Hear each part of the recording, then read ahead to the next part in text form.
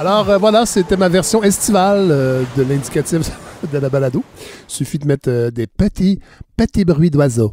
Alors bonjour, Fred Savard avec vous, 3 juillet. Je vous parlerai pas longtemps.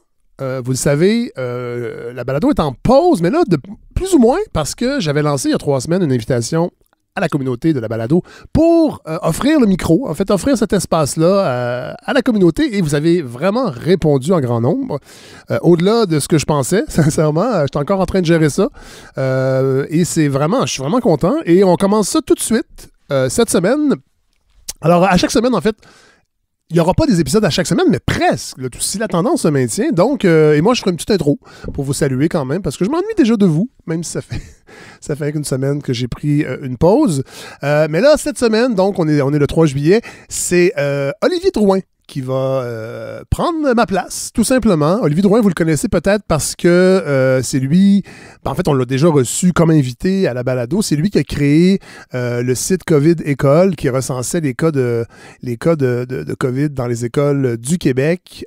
Très, très présent sur les médias sociaux. Et là, c'est en tant que, je pense, mélomane et amateur des arts vivants. J'ai pas beaucoup de détails. Je vais découvrir l'épisode en même temps que vous. C'était un peu ça l'idée aussi. Là. Je voulais pas que ce soit trop préparé puis que j'accompagne. Pas que je veux pas le faire, mais je voulais vraiment laisser le champ libre aux gens qui avaient envie de faire des épisodes.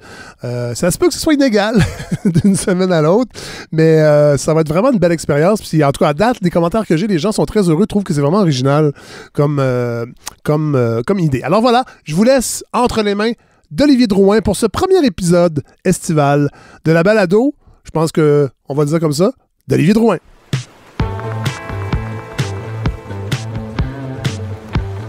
Bonjour tout le monde et bienvenue à cette édition spéciale de la balado de Fred Savard, Les arts vivants réinventés. Je me présente brièvement, Olivier Drouin, fondateur du site web COVID École Québec, professionnel en technologie de l'information et papa de 2 adolescents. J'ai eu la chance d'être interviewé par Fred en mars dernier, l'épisode 24, sur mon initiative citoyenne pour recenser les cas de COVID dans les écoles. Donc, je fais partie de la grande communauté de la balado Fred Savard. J'ai répondu à l'appel de Fred qui demandait à l'aide à sa communauté pour diffuser cet été des sujets pour sa balado. J'ai donc choisi un sujet qui me tient à cœur, les arts vivants. Monsieur Legault, le premier ministre, demandait récemment aux artistes de se réinventer pendant la pandémie, mais à quel prix? Plusieurs ont dû se réorienter. Comme amateur et spectateur des arts vivants, et comme papa de 2 adolescentes qui étudient en art dramatique, j'ai eu la chance de parcourir le Québec, le Canada et les États-Unis dans les dernières années pour assister à de nombreuses représentations de spectacles. Ce mode d'expression artistique est, selon moi, le plus proche du public. L'énergie qui se dégage sur scène par les comédiens, les danseurs, crée une véritable complicité avec le public. Chaque représentation est unique, dans le temps, en fonction des acteurs et du public du moment. C'est magique. Depuis mars 2020, en pleine pandémie, les artisans de la scène ont été durement touchés.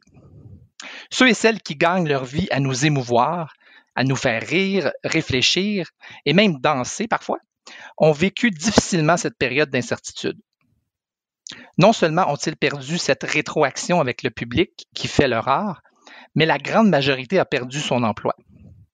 Par le fait même, nous, les spectateurs et amateurs, avons été coupés de cet échappatoire, de ce voyage, de cette connexion humaine de proximité dans sa relation avec l'autre, avec l'espace, avec la musique. L'industrie des arts vivants a connu des pertes de 50 000 emplois dans la dernière année. Ces travailleurs étaient déjà dans une situation de précarité, pour la plupart pigistes ou travailleurs autonomes vivant de contrats. Selon un rapport récent de l'Union des artistes, 43 % d'entre eux ont représenté des symptômes de dépression majeure, 52 % ont considéré un changement de carrière, 41 % ont songé simplement abandonner, 72 % ont demandé la PCU et seulement 40 % ont demandé la suite de la PCRE. C'est donc un grand exemple de résilience et de patience dans un contexte de précarité qui est la toile de fond de notre balado aujourd'hui. Le gouvernement a proposé certaines mesures d'atténuation, comme les mesures universelles, comme la PCU, les mesures sectorielles très, très précises venant en aide surtout aux producteurs et aux diffuseurs, pour les compenser, par exemple, pour les pertes de billetterie, mais ça laisse en plan les artistes, les gens directement impliqués dans les spectacles qui n'ont pas nécessairement eu la part du gâteau. Il y a aussi des mesures d'urgence ciblées sur la production de contenu, sur les captations sur le web. J'ai donc choisi aujourd'hui de servir de porte-voix pour plusieurs de ces artistes afin de comprendre leur vécu personnel en pandémie, l'impact sur leur art et leur situation personnelle et leur perspective d'avenir maintenant qu'on voit la lumière au bout du tunnel. C'est une étude de cas de la réinvention sur le terrain. J'ai eu le privilège de rencontrer et de discuter avec chacune des invités de la balado d'aujourd'hui. Elles ont chacune eu la générosité de me rencontrer et mes filles après un spectacle en 2019-2020 pour échanger sur leur métier. C'est vraiment un plaisir pour moi aujourd'hui de vous les présenter, ces talentueux artistes multidisciplinaires qui sauront vous émouvoir par leur cheminement personnel. Voici la balado Les arts vivants réinventés.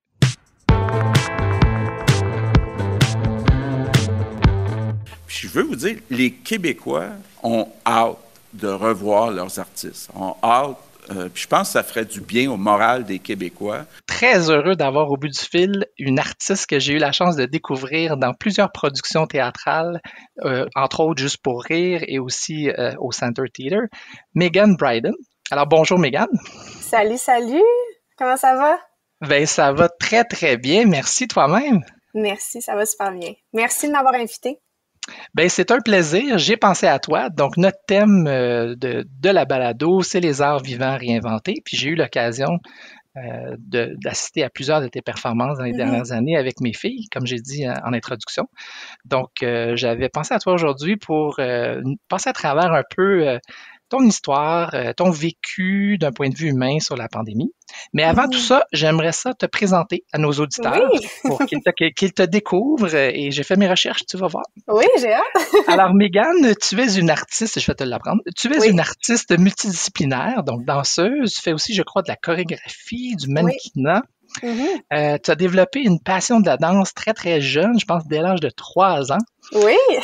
Puis, tu as été aussi gagnante de l'émission Mixmania 4. Donc, les auditeurs un peu plus jeunes vont te connaître, ou plus vieux en fait, vont te reconnaître, Mixmania 4 à l'âge de 17 ans.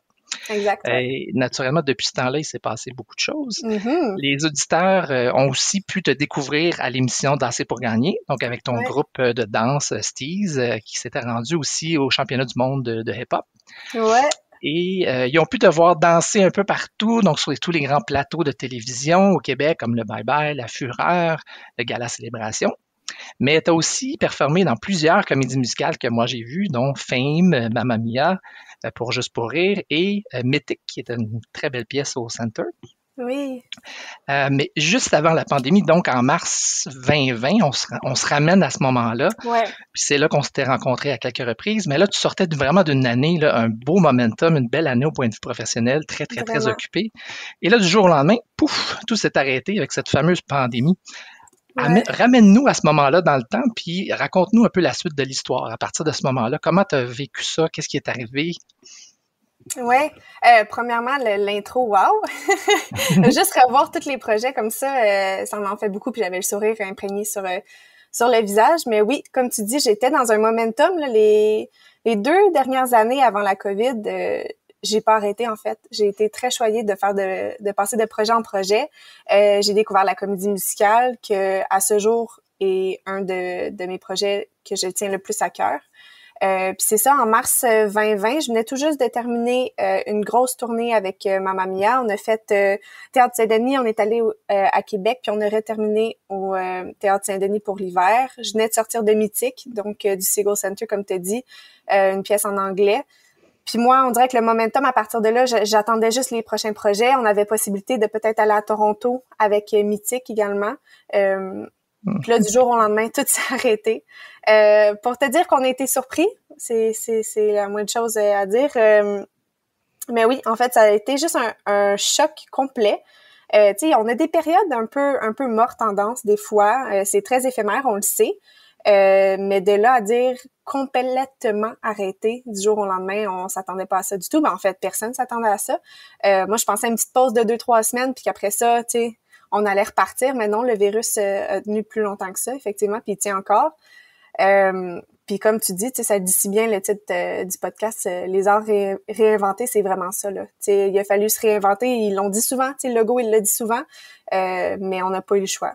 Moi, j'ai dû retourner à l'école, pas dû, là, j'ai pris la décision de retourner à l'école, de me trouver une job salariée. Comme, j'ai commencé un bac en marketing, en admin, donc je me suis orientée vers ça en job salarié, puis j'ai pas eu le choix en fait. Puis on essaie de garder espoir le plus qu'on peut, mais te dire que c'est difficile, ça serait de dire que c'est pas difficile en fait, ça serait de mentir. T'sais. Donc c'est pas juste réinventer, là. Dans ton cas, t'as été presque forcé à te réorienter. Exactement, ouais. Du moins d'une façon temporaire. Est-ce que tu as pensé vraiment, est-ce que tu as réussi à passer à travers ça? Tu as pensé à tout abandonner à un certain moment donné? Non, jamais. En fait, je pense que j'ai une détermination puis une volonté assez intense. Je me suis toujours dit que ça allait... Le retour à l'école était pour combler combler le temps. Moi, je suis quelqu'un qui a besoin de faire beaucoup de choses en même temps. Mon rythme de vie est très accéléré. Tu sais, veux pas, dans les dernières années, je me suis habituée à ça, de jamais avoir un moment de répit. Donc là, j'avais comme pas le choix, en fait. Je me tournais les pouces, puis là, je me suis dit, en attendant, je vais retourner à l'école, c'est jamais perdu. Puis j'ai un côté très académique. J'adore apprendre, j'adore être en classe, j'adore interagir avec d'autres étudiants. Donc ça, c'était certain que j'allais pas perdre mon temps, tu sais, chez moi à attendre que tout reprenne. Je voulais absolument faire quelque chose de concret. Puis on va se le dire, tu sais, la job c'était vraiment pour, tu sais, je suis partie en appartement. Donc tu sais, c'est aussi un côté qu'on n'a pas le choix aussi. Mais c'est drôle que tu dises ça parce que moi, quand je te regardais travailler dans différentes productions, je voyais ton côté pédagogue. Je pense que tu as été impliqué aussi dans la Corée, dans Métic, si je me trompe pas. Mais donc, ça me surprend pas ce que tu me dis. Ça correspond à ta personnalité. Puis à travers tout ça, pendant cette période-là, qu'est-ce qui te manquait le plus? Je crois qu'au début, c'était les interactions humaines. Tu sais, veux pas, moi, mes amis, c'est des danseurs. Ma famille, c'est des danseurs. Tu sais, veux pas, à passer des mois et des mois ensemble.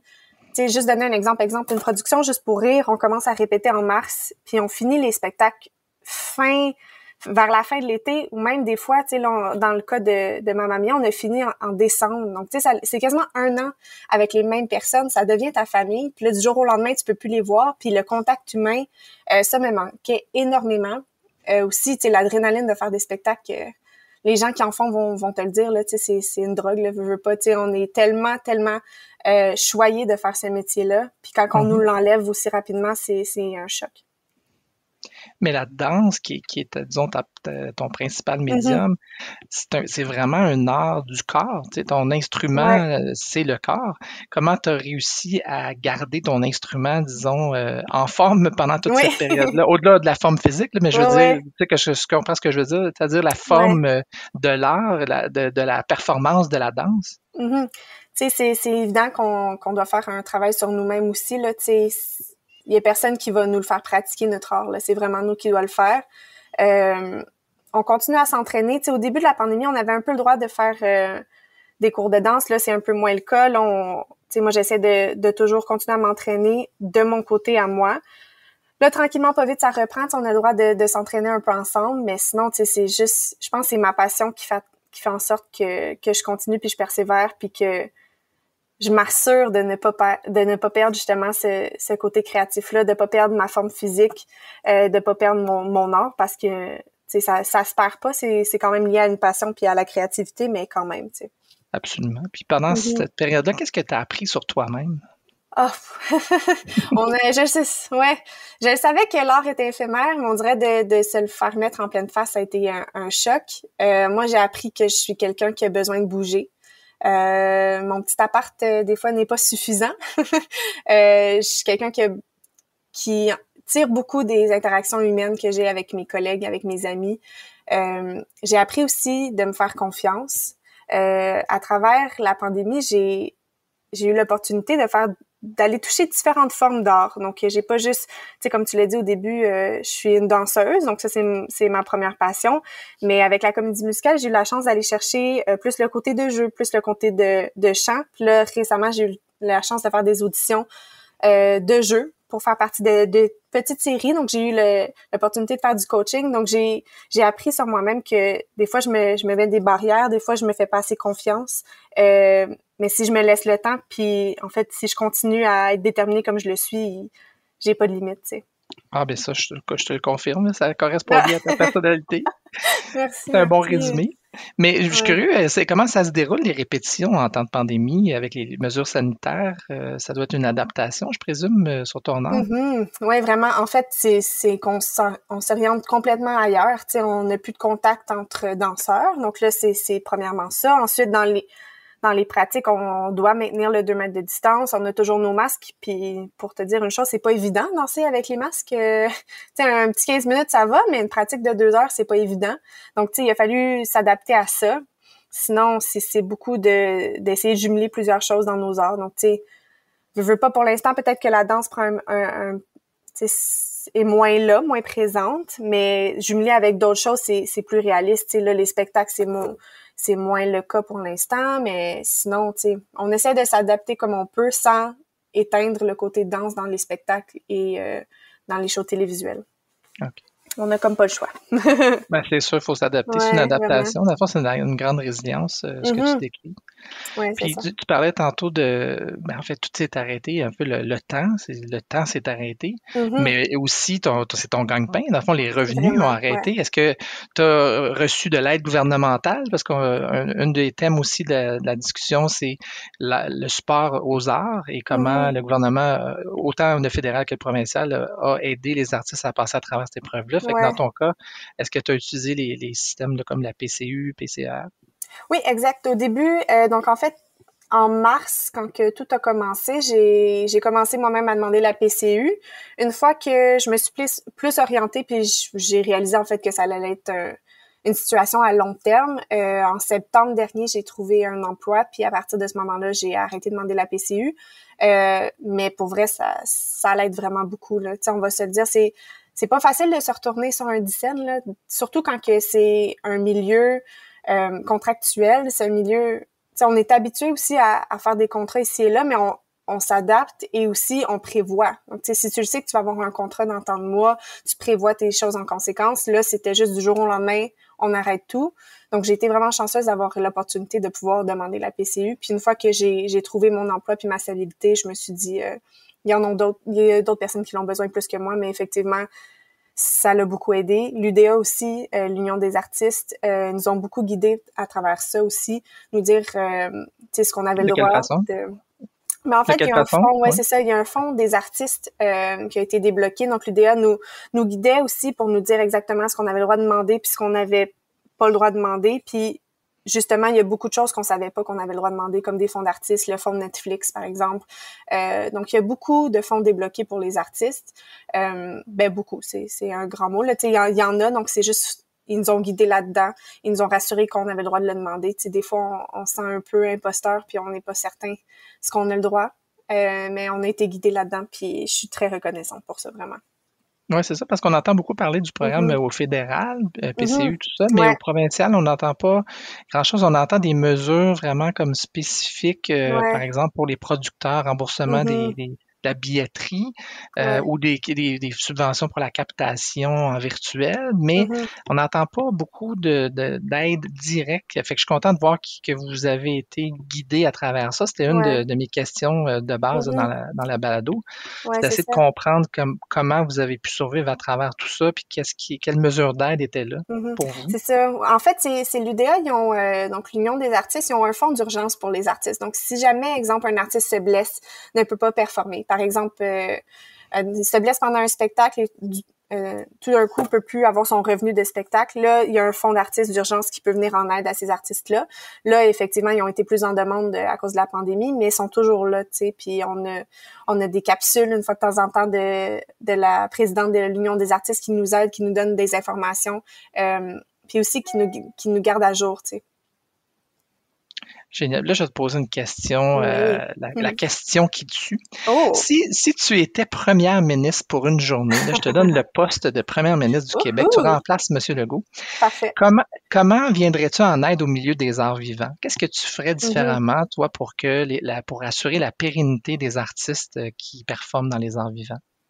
Ouais, je pense que Monsieur Legault est quand même à l'écoute des artistes. C'est juste d'aller toucher plusieurs types d'artistes. Donc, j'ai l'impression qu'on catégorise en une branche les artistes. On n'a pas tous les mêmes besoins.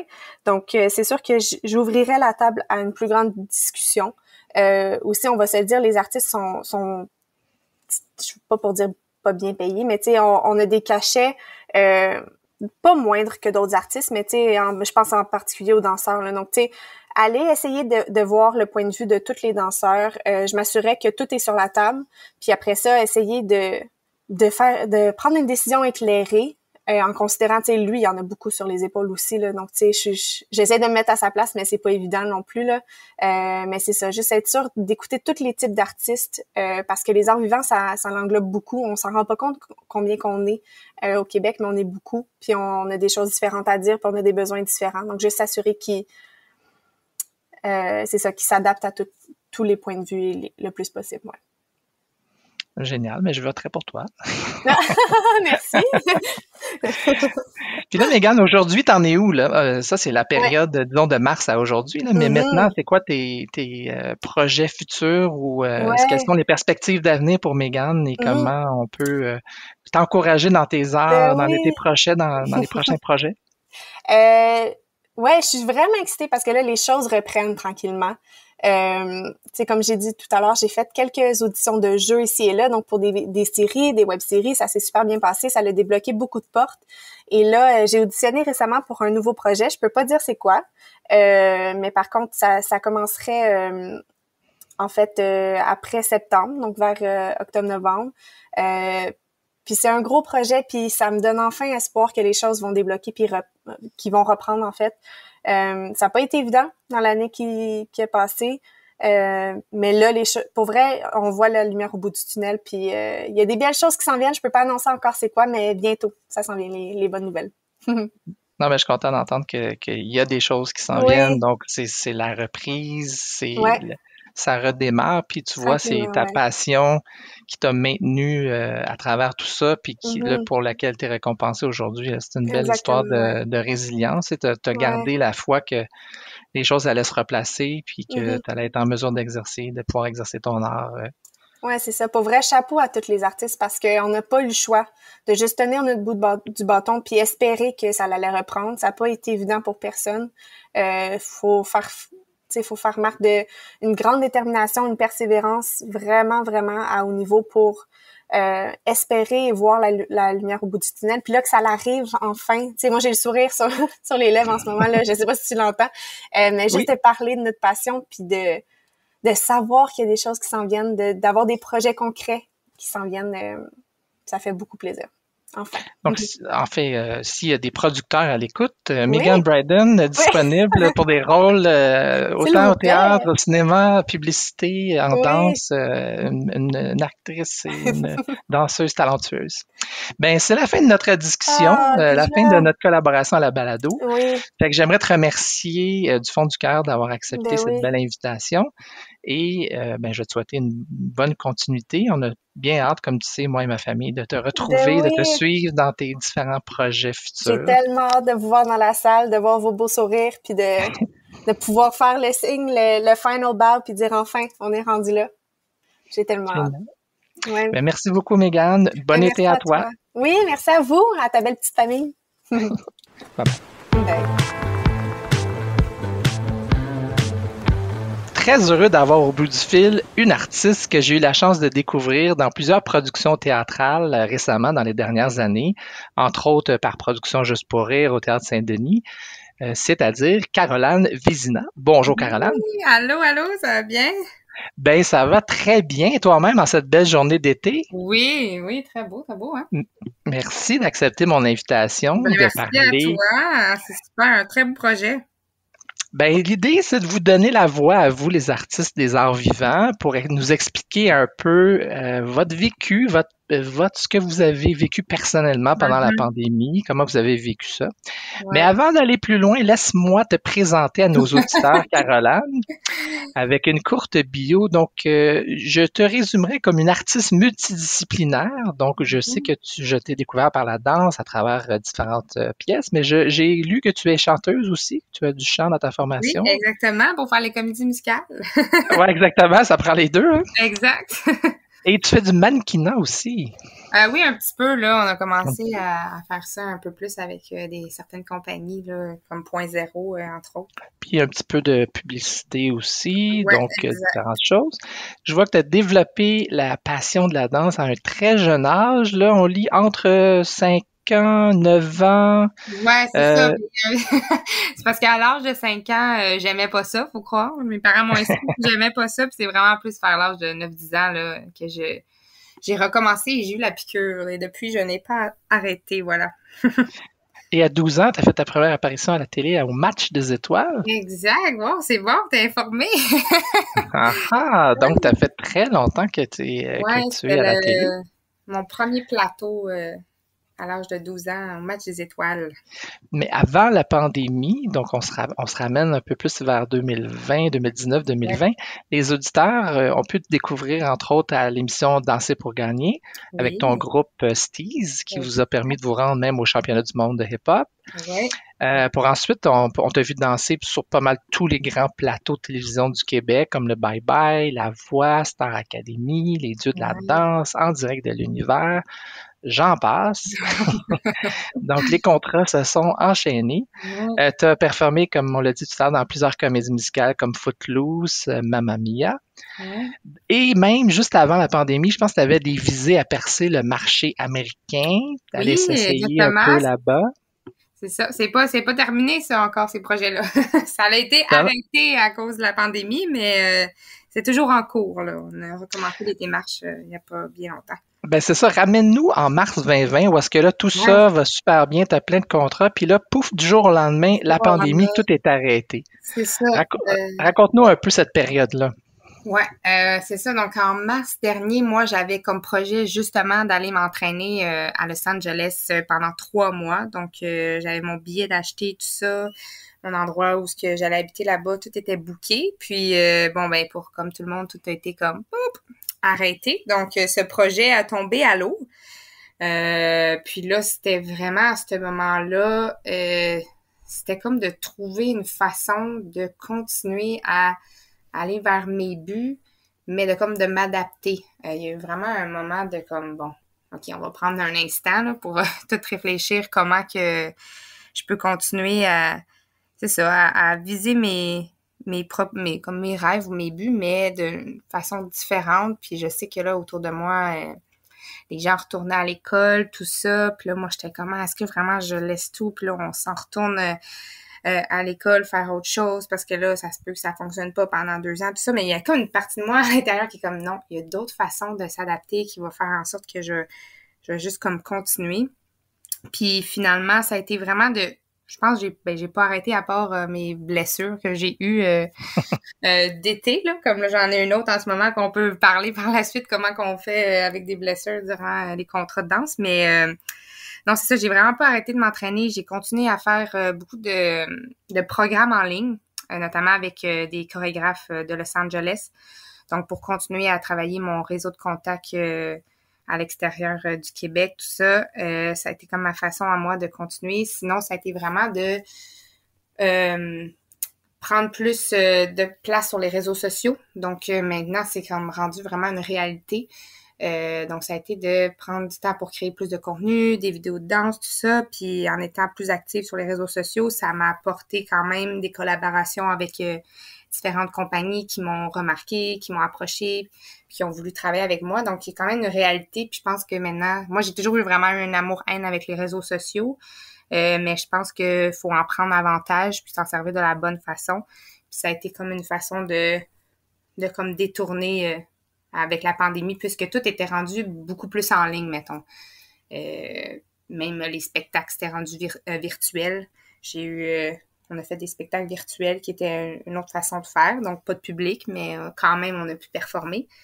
Donc, c'est ça. Ça a été vraiment une façon de tout se réadapter, mais c'est vraiment de comme rester accroché à ses buts, à ses rêves. Je pense que c'est ça le défi dans la pandémie, de comme c'est facile de faire bon, ben laisse faire, ça fonctionne pas, tout va à l'encontre de ce que moi j'ai envie de faire, tout ça. Mais moi, il y a comme une partie de moi qu'il fallait que je persévère, tout ça, puis ça a été de aussi m'avancer, tout préparer mon côté, là, j'ai travaillé sur mon démo de danse, remettre tout à jour mes CV, tout ça. J'ai fait un programme avec Kim Gingras, notre danseuse internationale. Oui, on connaît bien. Oui, exactement. Puis c'est tout de préparer tout le matériel qu'il faut pour que quand les portes réouvrent, on soit prête à 100%. Puis il y a aussi tout le côté mental, que puisqu'on pouvait pas vraiment danser en studio, mais on s'entend que le côté mental, en tant que danseur, ça en fait beaucoup partie. Fait que c'est de travailler là-dessus. Comment tu as travaillé là-dessus? Je suis curieux. Comment cet aspect-là, tu as réussi à le développer? Oui, dans le fond, c'est toutes sortes de choses. C'est beaucoup la pensée positive, la confiance en soi, l'estime de soi, parce qu'on s'entend qu'en tant que danseur, c'est beaucoup de rejets, beaucoup de non, beaucoup de comparaisons. Donc, il faut vraiment savoir qui qu'on est, puis il faut vraiment avoir une estime de soi quand même assez développée, puis pas prendre tout personnel, parce que c'est sûr que c'est facile de comme se rabaisser, tout ça. Donc, c'est vraiment... il y a beaucoup de travail personnel, de développement personnel que moi, j'ai fait de mon côté. Parce que souvent, on dit, sincèrement, je pense que je dirais c'est 75% mental, puis comme le reste, c'est physique, là. Puis c'est de faire des vision boards qu'on appelle. Oui, je connais bien. De visualisation, tout ça. Vraiment comme un athlète là, olympique, c'est un peu le même genre de principe. Fait que c'est vraiment ça, beaucoup de lecture sur la pensée positive, visualisation, tout ça, le renforcement positif.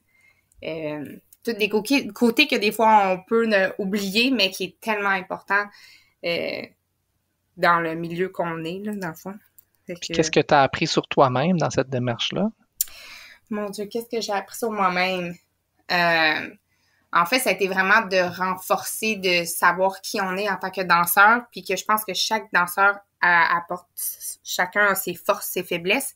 Puis quand on apprend à se connaître, puis à voir la façon qu'on est unique en tant que danseur, ben on arrête de se comparer, mettons, aux autres danseurs, puis on voit nos forces. Puis c'est vraiment de travailler le mental, parce que là, mettons, je sais pas comment dire, mettons, on arrive dans une classe, puis aussitôt que tu vas commencer à te rabaisser dans ta tête, ben ton corps va l'appliquer. Fait que c'est d'arriver vraiment 100% on dans ta tête pour que après ça, tout ce qui sort de ton corps, tu sois 100% on. Fait que c'est jamais de comme douter de tes capacités, que ça soit, mettons, juste avant un tournage ou juste avant de monter sur scène. C'est vraiment de se faire des phrases positives dans ta tête constamment. Puis comme ça, c'est pour vrai, c'est vraiment quelque chose qui fonctionne, sincèrement, là.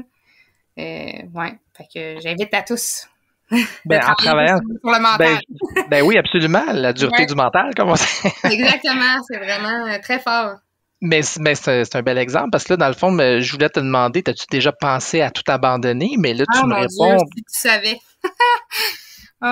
C'est ça qui est drôle, parce que souvent, les gens, tu sais, ils voient, mettons, comme je disais, mes réseaux sociaux, puis tout a de l'air beau, puis blablabla, puis tu sais, qu'est-ce qu'on montre là, c'est aussi tout le côté beau, mais tout le côté en arrière de ça, moi, j'ai une partie de ma vie que je faisais juste, il n'y a rien qui fonctionnait. Tu sais, ça avait juste des noms après des noms, je faisais des auditions, ça fonctionnait pas, moi, je me suis blessée, j'ai eu une période qui était un peu moins rose, là, je m'avais blessée, je m'avais comme cassé le pied, fait que toute ma saison de compétition avec justement ma troupe style, ça avait tombé à l'eau. J'avais des projets pour aller à New York, m'entraîner, tout ça avait tombé à l'eau. Fait que ça a été une passe rough, puis après ça, tous les projets que j'essayais d'entamer ou les auditions que je faisais, j'avais des refus. Puis là, c'était comme une période de ma vie que j'étais genre, ouais, on dirait que la danse me rend plus malheureuse qu'heureuse en ce moment. Fait que là, c'est comme, qu'est-ce que je fais là? Parce que c'est pas censé être comme ça. Mais il y a toujours eu cette petite voix intérieure qui faisait en sorte qu'il était comme non, Caro, genre pousse, continue. Puis c'est pour ça, souvent, je suis comme, tu sais, quand des fois, il y a des plus jeunes danseurs qui m'approchent puis qui me posent des questions, puis j'invite tous les jeunes à toujours comme suivre leur petite voix intérieure, parce que si moi, j'avais arrêté au moment où ça n'allait pas, puis pour vrai, les remises en question, je pense, sont là constamment.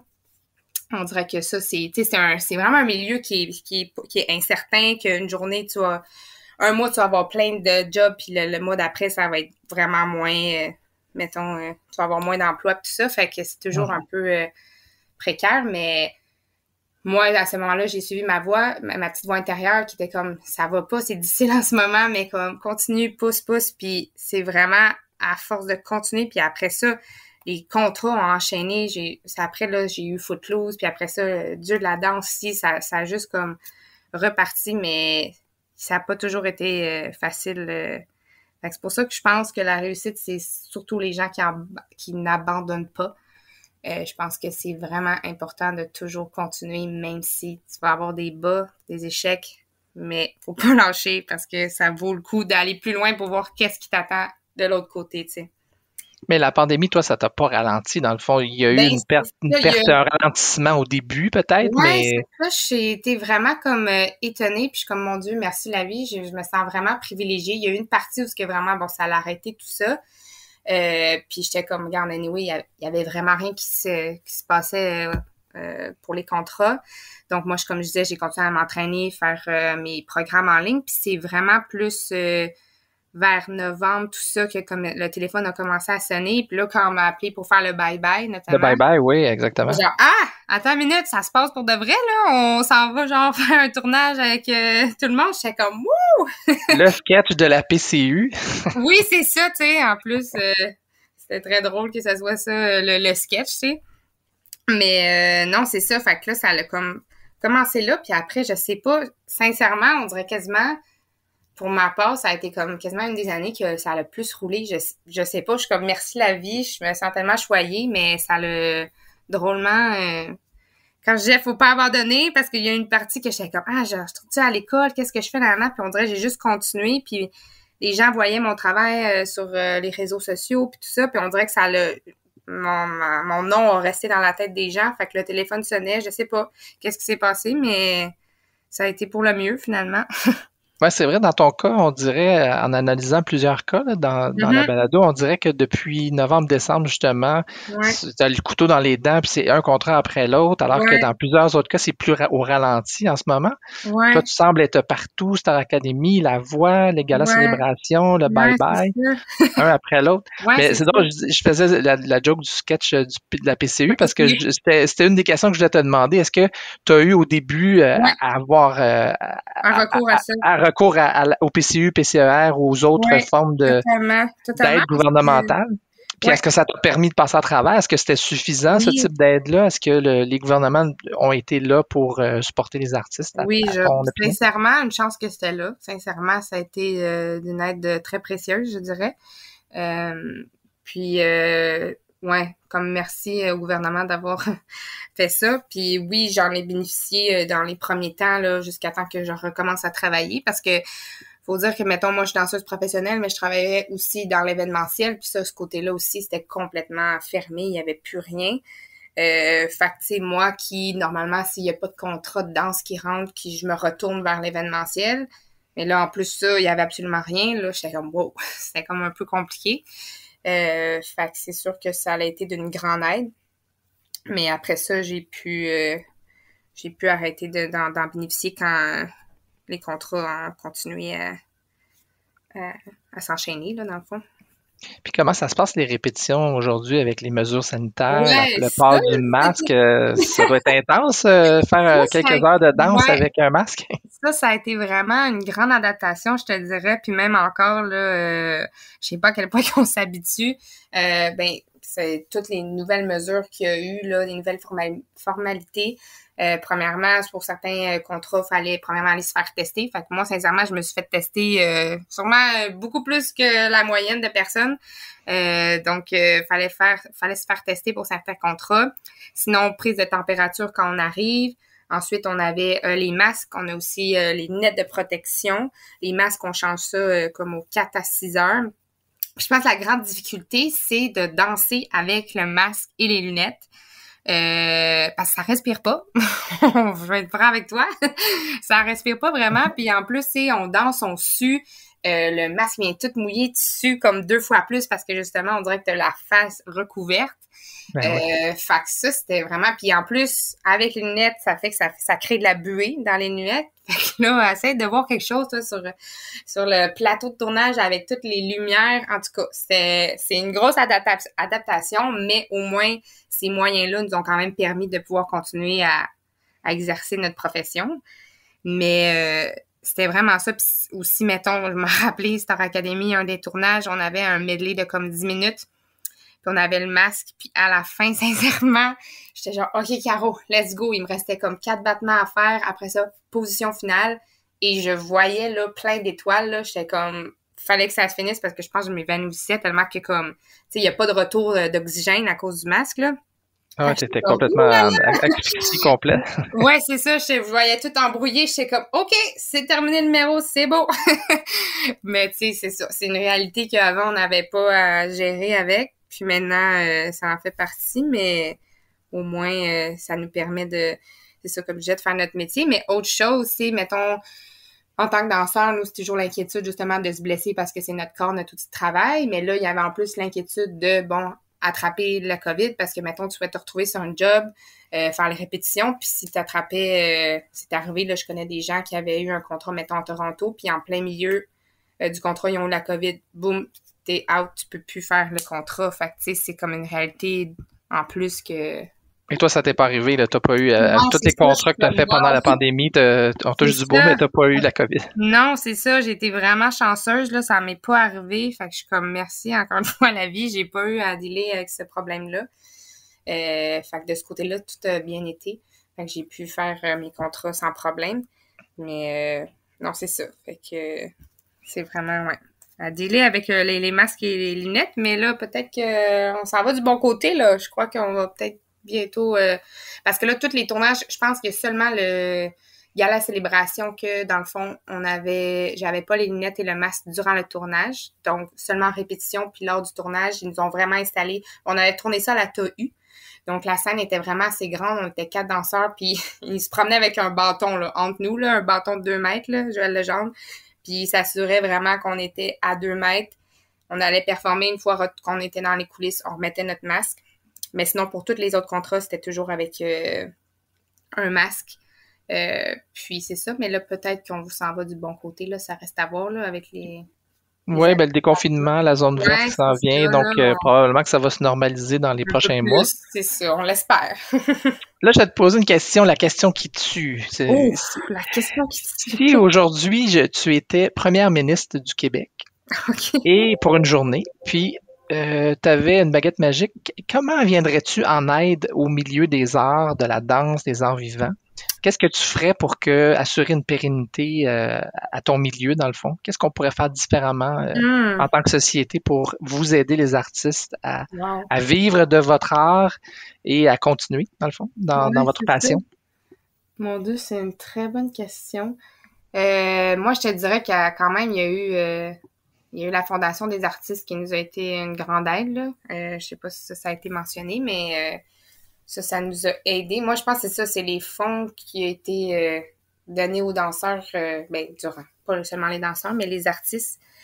Mais sinon, sans la pandémie, je pense que les subventions soient vraiment plus accessibles, que ça soit moins compliqué à avoir comme possession des subventions. Je sais qu'il y a beaucoup de subventions qui existent, mais des fois, c'est compliqué, c'est très complexe, puis tout ça. Puis on dirait que des fois, souvent, pour les danseurs qui sont plus commerciales, comme moi, notamment, c'est comme un peu pas moins bien vu, mais moins accepté. On donne moins facilement des subventions pour les danseurs du monde commercial versus plus les danseurs qui sont en contemporain ou tout ça. Fait que peut-être à ce sujet-là, ça serait, c'est ça, d'avoir une plus grande facilité à avoir accès à des subventions. Super. Fait que là, aujourd'hui, tu es malheureusement encore blessé, mais je vais te demander où est-ce que tu en es au point de vue professionnel? C'est quoi tes prochaines étapes? Là, le marché américain s'en vient encore? Là, mettons, là, je me suis blessée. J'ai fait un petit tour, puis je tombais sur les genoux, puis bon, il est arrivé une mauvaise péripétie, puis là, je me suis ouvert le genou, fait que là, j'ai des points de suture. Puis ça donne qu'en ce moment, je suis en contrat, mais j'ai un super chorégraphe qui est très compréhensif, Alex Franqueur, Parce que moi, dans le fond, je me suis ouvert le genou, puis le lendemain, j'étais en répétition de 10 heures à 2 heures. Fait que Wow. je me suis présentée en répétition, puis j'apprenais tout le matériel assis sur une chaise. Fait que c'est ça. Fait qu'on travaille différemment. Au moins, ça me rassure parce que les spectacles en soi, c'est plus mi-juillet. Donc, c'est ça. Fait que j'ai ces spectacles-là qui s'en viennent. Je peux même pas annoncer, en fait, qu'est-ce que c'est parce que c'est pas annoncé encore publiquement. Là. Ça va être annoncé, je pense, le 28 ou 29 juin. Mais bon, des projets de spectacles qui s'en viennent à l'extérieur, que tout le monde va pouvoir revenir voir. Ça va être des spectacles gratuits. Je sais pas, je peux pas trop en dire. C'est plate à dire, mais c'est ça. Fait que ça, c'est mes projets qui s'en viennent pour le mois de juillet. Puis après ça, j'ai un départ pour justement Los Angeles en fin juillet. Je retourne là-bas, continuer à m'entraîner, travailler sur mon réseau de contacts. J'ai rentré en contact avec mon avocate également pour le processus de visa de travail. Ça, c'est vraiment beaucoup de paperasse, là. C'est énorme, tous les documents qu'il faut avoir. Donc, c'est ça. Fait que ça ressemble à ça, je te dirais. Donc, la pandémie n'aura pas réussi à arrêter Caroline. Non, ça va juste... ça va juste... Pour vrai, je pense que ça... C'est un tremplin vers autre chose. Oui, c'est vraiment ça que je le vois, comme ça me fait grandir d'une façon différente. Je sais pas, on dirait que je suis pas nécessairement la même danseuse ou la même femme que j'étais au début de la pandémie. J'ai tellement travaillé sur moi-même, puis tout ça que on dirait que... Tu sais, quand on dit dans la vie, rien n'arrive pour rien, là, on dirait que je suis capable de voir cette situation-là d'une façon positive qui va m'amener encore plus loin, tu sais. Fait que, écoute, si on peut voir ça comme ça, c'est juste du positif. Excellent. Ben, ça met fin à notre conversation d'aujourd'hui de la balado. J'aimerais vraiment te remercier de ta collaboration, de ta générosité. On te souhaite naturellement une bonne continuité. Comme tu le sais, on va continuer, moi et ma famille, à te suivre. Oui. Je sais bien hâte de te retrouver sur scène, de te voir dans tes futurs projets. Tu peux être certaine qu'on va être là. Oui, c'est ça. Mais que je vais pouvoir annoncer là, les spectacles en juillet. Là, c'est gratuit, c'est ouvert à tous. Fait que je vais pouvoir mettre au courant de ça. Excellent. Ben, merci beaucoup et bon été. Ben, merci à toi aussi. De rappeler l'importance pour notre gouvernement, pour notre parti, de la culture. Pour moi, ça a toujours été une priorité. Pour moi, la culture québécoise, ça fait partie de notre identité, ça fait partie de mon bonheur, ça fait partie de ce que je suis, de ce qu'on est comme Québécois. Donc, je ne voudrais pas que personne se pose cette question-là, à savoir est-ce que c'est une priorité pour nous. Très heureux d'avoir au bout du fil une artiste que j'ai eu la chance de découvrir dans plusieurs productions théâtrales, notamment Juste pour rire au Théâtre Saint-Denis et aussi dans Mythique au Centre Segal Center. Et j'ai nommé Kathleen Gréco. Bonjour Kathleen. Bonjour, merci de me recevoir. Kathleen, laisse-moi te présenter à nos auditeurs en quelques mots. Tu es native de France, graduée en art de l'interprétation et, je dirais, une artiste multidisciplinaire, car tu es danseuse, chanteuse, interprète. Avant la pandémie, les auditeurs ont pu te découvrir, entre autres, à l'émission Danser pour gagner avec ton groupe Steez, ton groupe de danse, pour ensuite te voir danser sur tous les grands plateaux de télévision au Québec, comme par exemple le Bye Bye, La Voix. Tu as aussi performé dans plusieurs comédies musicales comme Mary Poppins, Footloose, Mamma Mia et Mythique au Segal Center. Tu as eu un premier rôle dans le film A Night of Sweets qui a été présenté au Short Film Corner du Festival de Cannes. Et juste avant la pandémie, en mars 2020, tu venais de décrocher un rôle dans la comédie musicale Kinky Boots et les répétitions venaient de débuter. Tu étais donc sur un très beau momentum professionnel et une année de rêve artistiquement arrivait à sa fin.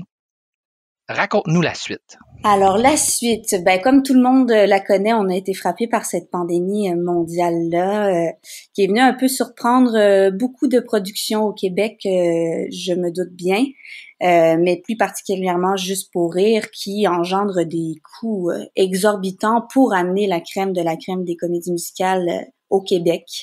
Donc, malheureusement, notre première répétition devait avoir lieu le 13 mars, si je me souviens bien, et on était full cast cette journée-là. Donc, on devait être 30 cette journée-là. Donc, vous pouvez bien deviner qu'avec les nouvelles qu'on entendait d'un peu partout dans le monde, la production a rapidement trouvé que c'était peut-être une bonne idée de reporter. Puis malheureusement, par la suite, ils ont annulé complètement, voyant en fait que ça s'arrangeait pas du tout la situation. Donc malheureusement, ça n'a pas été remis. Juste pour rire, je pense, spectacle est même en stand-by ces derniers temps, justement en attendant de pouvoir avoir un public intéressant puis pouvoir refaire des comédies musicales d'envergure. Donc, c'était une grande déception pour toi, j'en suis certain. C'est ça. Mais comment tu as vécu la période d'incertitude qui a suivi cette nouvelle-là? Alors moi, bizarrement, j'ai souvent des feelings dans la vie, puis je pense que dans mon milieu artistique, ça m'a souvent aidé à suivre vraiment mon instinct. Premièrement, au début, j'étais un peu dans le déni, c'est sûr, mais j'avais l'impression que ce n'était que partie remise. Donc, peut-être heureusement pour moi, parce que ça m'a permis de garder le cap. J'ai adopté des plus saines habitudes de vie, que ça soit au niveau alimentaire, niveau entraînement. J'ai pu enfin prendre le temps pour mon corps de le remettre vraiment sur pied après ces dernières années un peu de folie, comme tu as décrit au début. Donc, finalement, ça m'a été plus bénéfique que d'autres choses. J'ai pu vraiment, c'est ça, commencer vraiment beaucoup de pilates, yoga, ce que j'avais peu eu le temps de faire dans les dernières années. Puis j'avais une blessure au dos qui traînait, que là, enfin, en fait, je pense que en prenant le temps de la régler, je me suis acheté peut-être une autre quinzaine d'années dans le milieu, en fait. Oui, mais c'est vrai, dans le fond, ce que tu dis, la danse, c'est un art du corps. Donc, ton instrument de musique, c'est ton corps.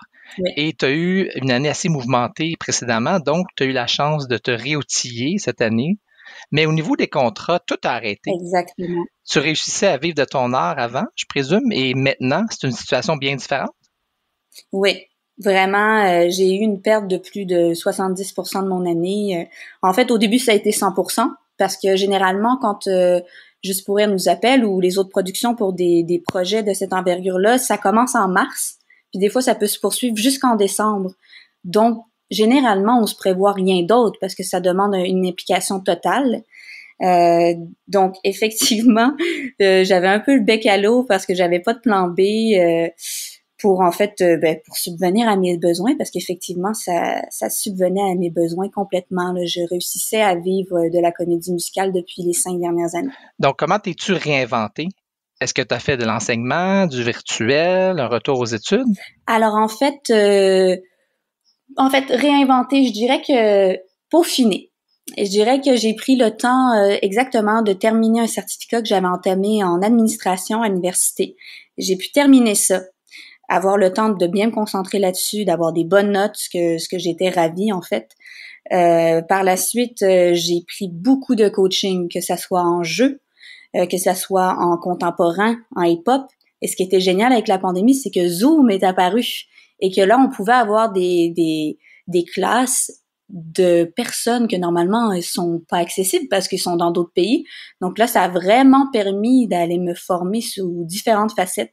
Donc, en plus de ça, effectivement, oui, mon agente, qui est aussi affiliée avec la commission scolaire de Montréal, m'a demandé d'enseigner à temps partiel pour ses élèves du secondaire 1. Donc, jusqu'à tout récemment, j'étais professeure pour la commission scolaire de Montréal, affiliée avec mon agence. Donc, ça m'a vraiment sauvé la mise. Ah, ben c'est bien dans le fond. Donc, tu as tiré le meilleur d'une situation. Mais est-ce que tu as pensé tout abandonner? Étant donné que le temps passait, puis que tu avais plusieurs occupations connexes, est-ce que tu as pensé vraiment tout abandonner à certains moments? En fait, j'ai pas pensé à abandonner. Ça a été ça mon problème, c'est que j'avais du mal à mettre sur pause mon plan A.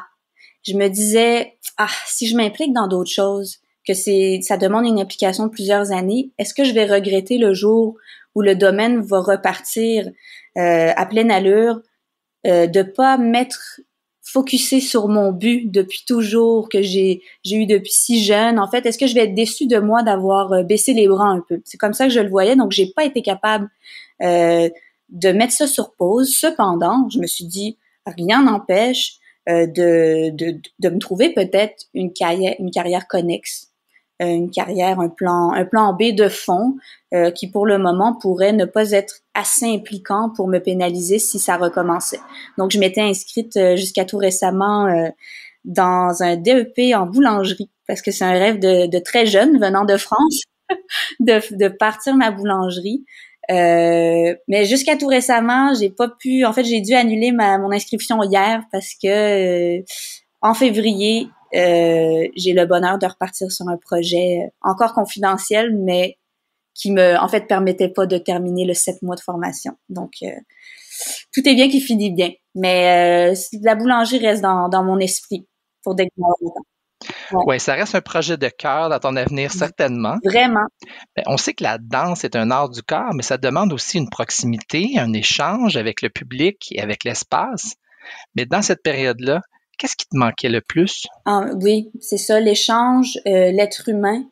C'est ce qui m'a manqué le plus, mais surtout que c'est ça, j'étais dans un mode très, je m'entraînais, tout ça, très focusé, tellement qu'à un moment donné, je me suis rendu compte, wow, j'étais en train d'aller dans le penchant inverse, là. J'étais tellement difficile avec moi-même, en fait, je m'imposais des normes énormes, dans le sens que je me suis rendu compte que j'étais en train, en pleine pandémie, de me faire un complexe de performance, pas de performance.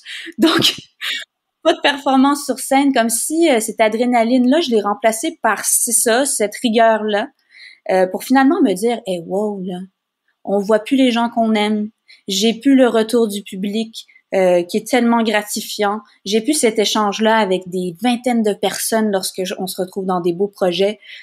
Wow, je pense qu'il faut que j'apprenne, c'est ça, à trouver une certaine latitude dans ces règles qui étaient très strictes au Québec, qui nous ont sûrement sauvés d'une 4e vague, mais voilà, c'est ça qui m'a le plus manqué, en fait, les gens, le retour de ces efforts-là, en fait. Puis qu'est-ce que tu as appris sur toi pendant cette période-là? Que je faisais de l'anxiété. Sujet hyper d'actualité au Québec. Oui, ben oui, comme nous tous, et plusieurs, on en fait effectivement. La santé mentale, c'est un sujet d'actualité. Parle-nous-en un peu plus. En fait, moi, mon anxiété, c'est ça, c'était de performance, de me mettre des limites à moi-même, alors que c'était pas nécessaire pour atteindre un certain niveau ou quoi que ce soit. Donc, j'ai appris, je pense, à être plus dans le moment présent, à arrêter de me planifier des choses aux 30 minutes. Avant, là, c'était j'arrive flush là, j'ai tel contrat, j'ai 30 minutes pour me rendre à l'autre. J'ai appris à prendre le temps de faire les choses et je pense que ça va m'être énormément bénéfique pour la suite, de vraiment profiter de chaque moment, de chaque étape d'un processus d'audition ou de vraiment apprendre à profiter. Oui, profiter du moment présent. C'est un bel apprentissage, vraiment. Surtout dans le rythme effréné qu'on a aujourd'hui. Oui. Ben, sur un sujet connexe, pendant cette période-là, est-ce que tu as reçu de l'aide gouvernementale, le PCU ou autre, pour passer à travers financièrement cette épreuve? Oui, et heureusement. Je sais que mes amis français, eux, ils ont l'intermittence du spectacle. Donc, eux, c'est qu'à partir du moment où ils font 500 heures, que ça soit en enseignant, tout ce qui est connexe à tous les domaines d'art, ils ont droit à une espèce de chômage d'artistes. Ici, ça n'existait pas et là, il y a eu la PCU-PCRE, puis heureusement, parce que j'avais une perte totale de mon revenu pour l'année, je venais de m'acheter une nouvelle maison, donc c'est sûr que les dépenses suivaient avec le rythme de vie que j'avais eu les 5 dernières années, un peu comme tout le monde. Et heureusement qu'il y a eu ça, il y a eu aussi, j'ai eu la chance d'envoyer ma candidature pour la bourse Netflix et la bourse, en fait, de fonds des artistes. Et j'ai été acceptée. Il y a une fille qui a pris en charge mon dossier. D'ailleurs, je la remercierai jamais assez. Et mon dossier a été accepté pour les deux. Donc, j'ai dû avoir presque 7 000 $ de bourse. Ça a vraiment aidé, en fait. OK. Donc, ces programmes-là se sont terminés à un certain moment donné. Donc là, tu es dans un mode reprise. Mm-hmm. Est-ce que les programmes étaient suffisants? Est-ce que l'aide gouvernementale pour les artistes en temps de pandémie était suffisante? Mm-hmm. On a entendu beaucoup parler de l'aide au niveau des producteurs, la compensation pour la billetterie, les pertes financières, mais on a très peu entendu parler de l'aide directe aux artistes. Qu'est-ce que tu en penses? Je trouve que le montant était bien pour éviter de complètement tout perdre ce qu'on avait réussi à bâtir. Mais c'est sûr que j'ai pas d'enfant encore. Donc, si j'avais... mon conjoint est aussi artiste. Donc, si les deux, on avait eu 2 enfants, je pense que ça aurait été plus problématique. Mais pour un couple, encore tout seul, pas d'enfant, je pense que l'aide était suffisante pour subsister, justement. Si je te donnais par un coup de baguette magique le rôle de première ministre du Québec pour une journée, comment viendrais-tu en aide au milieu des arts vivants? Qu'est-ce que tu ferais? La fameuse question. Je vais faire le lien avec ce que je disais tout à l'heure pour la France. J'instaurerais effectivement une espèce de chômage des artistes. Parce que c'est pas vrai que c'est juste en pandémie que les artistes ont de la misère, là. Même moi, en faisant des années de fou, en ayant presque pas une journée à moi, c'est quand même pas assez pour avoir une famille de 4. Donc, je pense que ce chômage-là serait bien mérité. J'aimerais ça beaucoup, beaucoup aussi que, en passant par là, l'Union des artistes intègre le professorat à l'Union, en fait. J'aimerais que ça compte. J'aimerais qu'on ait des points d'Union des artistes, ce qui rendrait la chose beaucoup plus accessible, parce que là, je pense que ça prend 30 crédits, donc ça prend une éternité avant d'atteindre le statut complet. Et je pense que les artistes, serait beaucoup plus complet en ayant la possibilité d'avoir l'enseignement qui compte, les shows par-ci par-là qui comptent avec l'UDA. Ça nous donnerait des meilleures assurances et des meilleures conditions au quotidien. Excellent. Et là, tu nous as donné un teaser de ton projet spécial qui s'en vient en février. Donc, ça veut dire que tu es en mode reprise. Oui. À quoi ça ressemble, la reprise? Est-ce que tu as eu l'occasion, au-delà de ce projet-là, qui demeure confidentiel, est-ce que tu as eu d'autres contrats jusqu'à présent? Comment se déroulent les répétitions en temps de pandémie avec toutes les mesures sanitaires, le masque, la distanciation? Parle-nous-en un petit peu de cet aspect. Mais pour le moment, il y a juste eu les auditions. Ça s'est fait dans un théâtre avec distanciation. On a des heures de convocation, donc quand on auditionne, donc on est seul. Ça se fait vraiment relativement bien. En fait, il n'y a pas grand-chose qui change parce que c'était déjà un peu comme ça avant la pandémie. Là, je suis pas encore rentrée en mode répétition. Et je pense que d'ici le temps que ça arrive, parce que c'est très long le processus pour eux, là, ils partent presque 1 an d'avance pour faire le projet. Donc, je pense que d'ici là, on va avoir le droit d'être tous dans la même pièce avec nos 2 doses et tout. Donc, je pense que ça risque d'être pas mal du pareil au même qu'avant. Donc, quel est ton avenir professionnel? Quels sont tes prochains projets sur lesquels tu vas travailler? Est-ce que tu vas surtout travailler au niveau de la danse, du théâtre? Dans le fond, est-ce que tu restes dans les arts vivants ou est-ce que tu vas plus en télévision et en télé? Je reste dans les arts vivants. Dans la pandémie, par contre, j'ai eu la chance en fait, j'ai commencé par un regroupement d'acteurs pour compléter un peu mon aide au niveau de mon agence de danse. J'ai complété avec un regroupement d'acteurs, puis finalement, je me suis trouvé une agence de jeu aussi. Donc, j'ai 2 agences, hein, c'est un peu particulier, mais les 2 ont des tâches tout à fait connexes, donc complémentaires, je veux dire. Donc, en fait, là, j'ai eu mon premier 3e rôle dans une série web. J'ai tourné hier sur une émission qui s'appelle Sans rendez-vous. Donc, je suis vraiment contente de voir que sur ce plan-là aussi, les portes s'ouvrent enfin, parce que j'ai toujours joué. Et la danse, c'est ça, le spectacle si confidentiel, ça va être encore scénique, donc je chante, danse.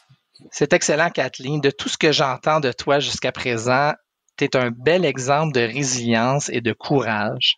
Tu as toujours gardé espoir d'une reprise et tu as vraiment la passion pour ce que tu fais. Tu es à la bonne place, j'en suis certain. Ben, merci. Je te souhaite une bonne continuité. Puis comme tu le sais, moi et ma famille, on a bien hâte de te retrouver sur scène et de te suivre dans tous tes futurs projets. Ah, j'ai très hâte de vous retrouver aussi. Merci. Bon été. À toi aussi.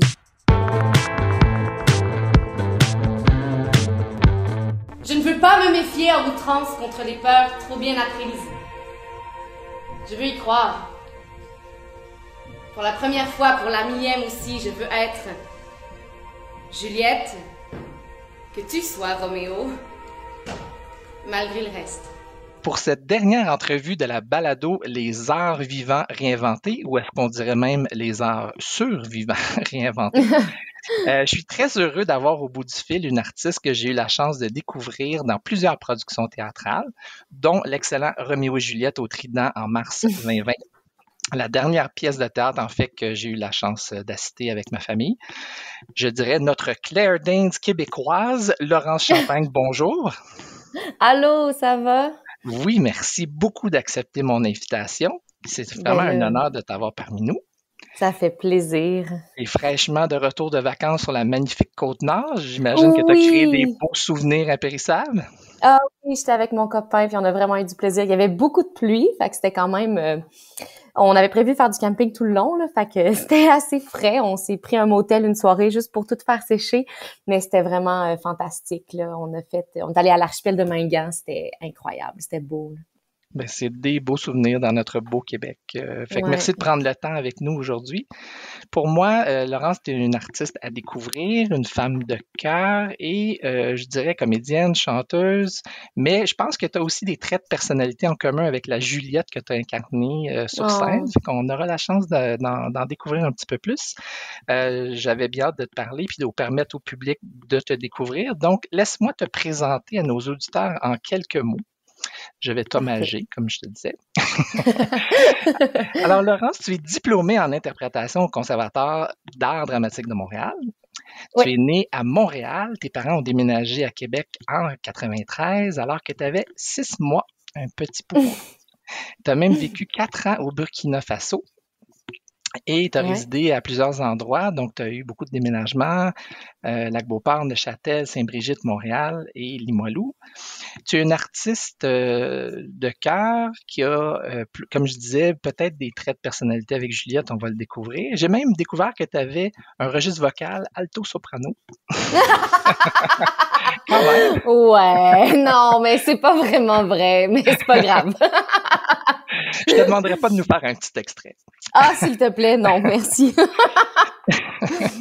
Mais tu es aussi lauréate du prix Niki Roy 2020, le prix d'excellence des arts de la culture remis à un ou une comédienne particulièrement prometteuse avec moins de 3 ans d'expérience. Donc, félicitations pour cette belle reconnaissance. Merci. Et je dirais aussi rapidement que les auditeurs ont pu te découvrir au théâtre, au cinéma, à la télévision et dans les publicités. Tu as entre autres joué sur les planches dans Les années amputées, dans Roméo et Juliette, comme je l'ai mentionné. Tu avais même été sélectionné pour Kinky Boots en mars 2020, juste avant la pandémie.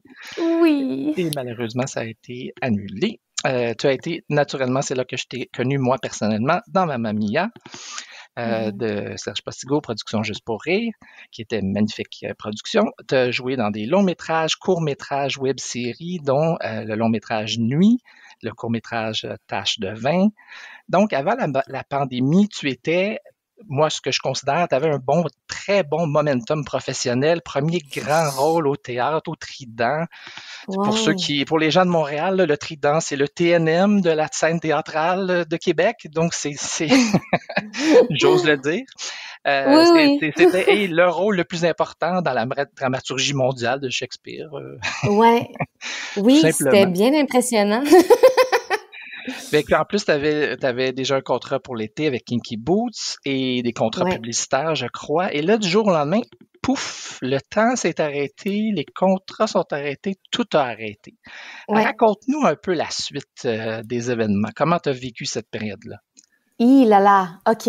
Ben, j'ai toujours été une grande sportive, puis quelqu'un qui était toujours très motivé aussi à ne pas s'écraser sur un divan puis écouter des séries.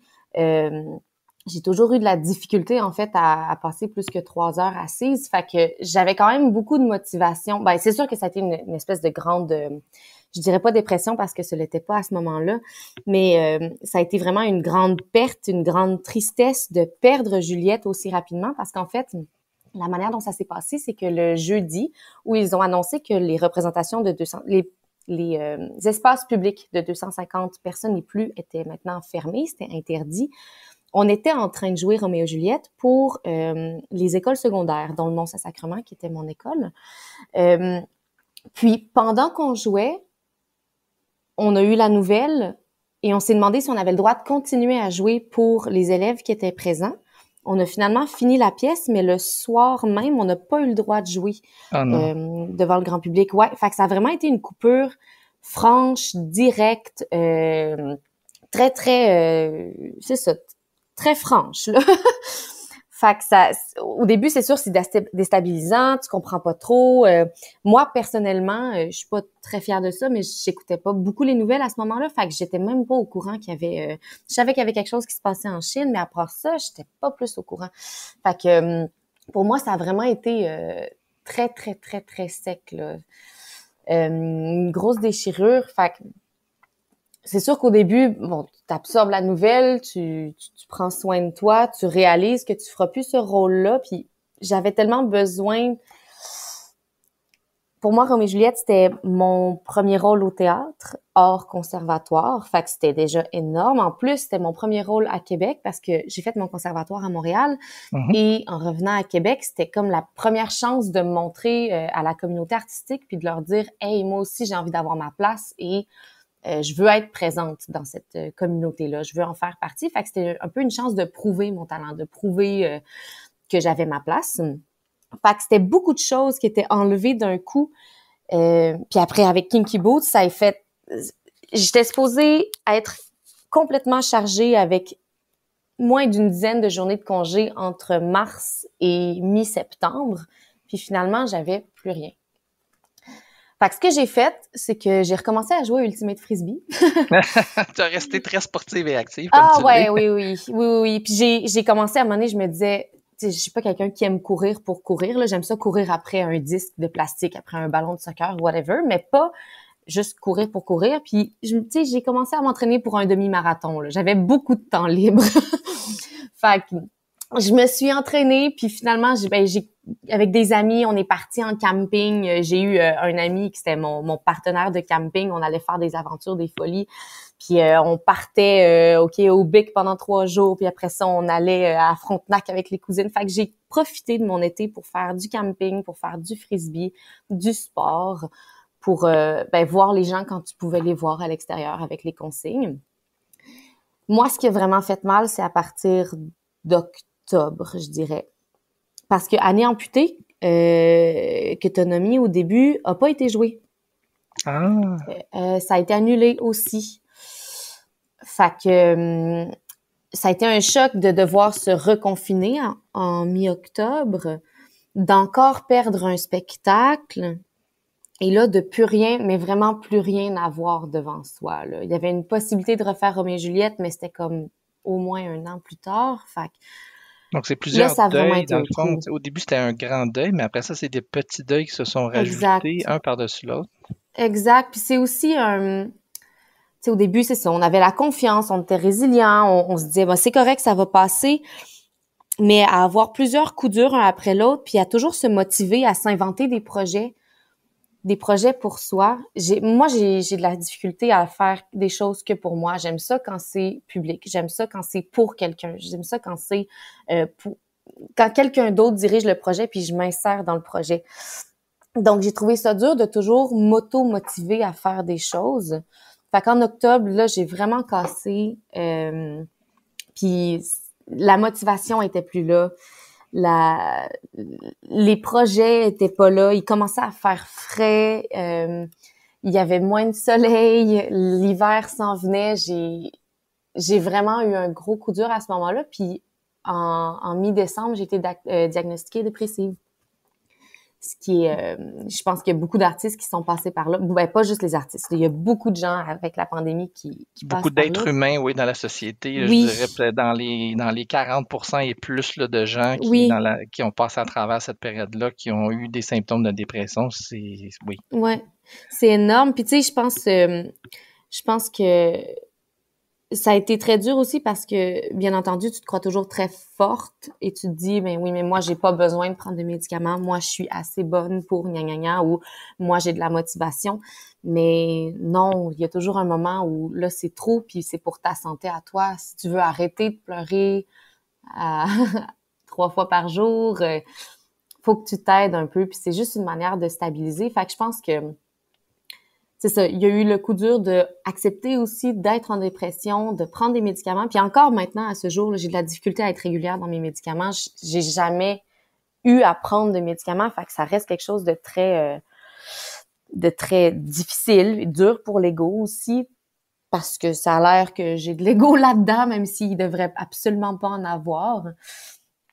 Puis ouais, fait que ça a été un autre coup qui était très, très difficile. Là, ça reprend ces temps-ci. Les théâtres sont ouverts, les tournages fonctionnent. Mais ce qui est dur, c'est qu'il faut refaire des auditions.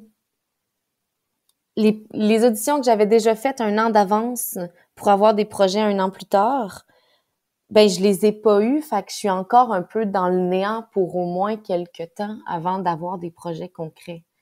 Donc, tu dois retourner à la case départ presque, mais tu as quand même ton nom qui est fait par rapport au projet antérieur, mais c'est quand même Ouais, une roue qui recommence à tourner, puis tu dois ouais, te repositionner soit à Montréal ou à Québec selon les contrats que tu cherches, là, mais ouais, c'est ça. Puis même si ça fait partie de la vie d'acteur et d'actrice de toujours être un peu en attente avant d'avoir un autre projet, on dirait que depuis ma sortie du conservatoire, j'ai pas eu ce moment-là. Fait que c'est la première fois un peu que je suis vraiment dans le néant. Que je suis vraiment, OK, j'ai rien à faire. Je m'invente encore des projets. Je décide de travailler au restaurant pour le plaisir.